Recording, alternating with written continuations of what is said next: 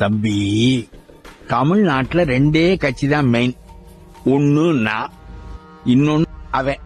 நாங்க 30 வருஷமா எதை நம்பி அரசியல் பண்றோமோ அத அரைச்சீட்டுல எழுதிட்டு வந்து நிக்கிற.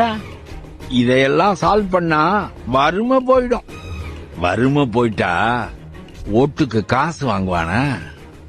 சோத்துக்கு அலையணும். வயிறு பசிச்சு காதுல நோய்ங்கும். அப்போதான் நாங்க கொடுக்கிற 5000 ரூபாய்க்கு நாய் மாதிரி வந்து ஓட்டு போடுவேன். 234 தொகுதியிலையும் என் ஆளுங்களை நிறுத்துறேன். உங்ககிட்ட அவ்வளவு பணம் இருக்கா?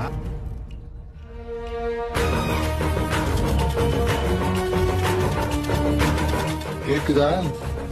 சத்தம்